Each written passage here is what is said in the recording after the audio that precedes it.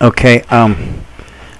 This is based upon the drawings that I got. One of the first things is in the drawing, the dimensions.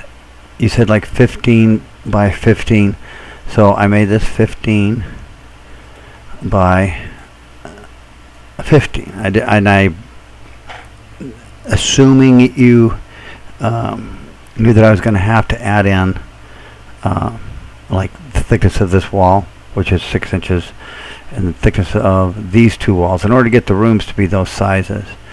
So we wound up with an overall on this one with a 35 foot 8, because you'd had 34 down the inside dimensions, by a 31 foot 8, and then overall 36 foot. So that's the first thing. Window sizes, I made these both 4 by 4. That's kind of the smallest you're going to get with making those egress windows. And then these being, again, I did everything kind of on the inside dimension 4 by 8. And I tried to follow everything you had real close to start out with.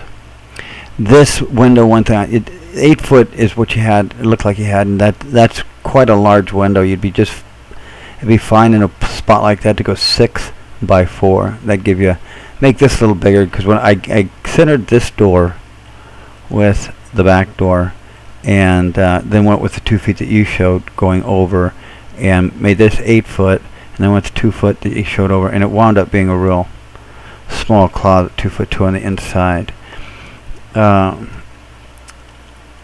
So anyway, I'd like to know that window size, and that window, let's see, this window size here. I made it a 5 by 4. You had 5 on the little drawing. Then in here,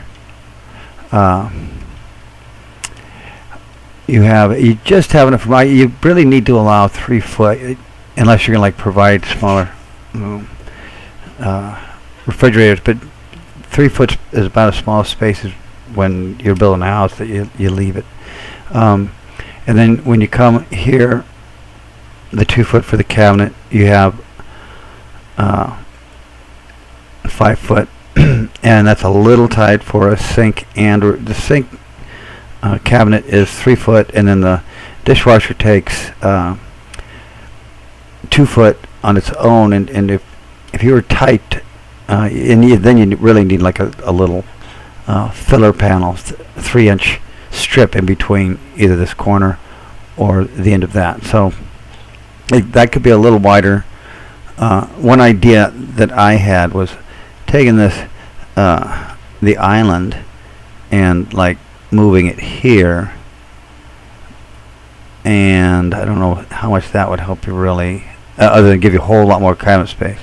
If you maybe made it a foot away from the stove and then came over into here, you'd have, and you have this cabinet space and cabinet space. Even if you just came this far, what I was giving you was 3 foot before to get through there.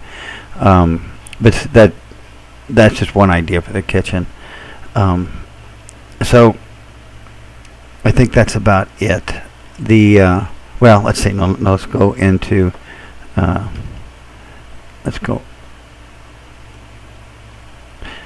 Let's go into the bathroom real quick. You had 7 foot 6 down. I normally give 2 foot 8 for a tub, and that's kind of the least. Then you had that 2 foot for the cabinet, which is fine. Then you have, it's a little tight, but not bad at all. 2 foot 10, that would work. And then your toilet here. If you're going to go side by side, I didn't know if you were or not. That really crunches that up.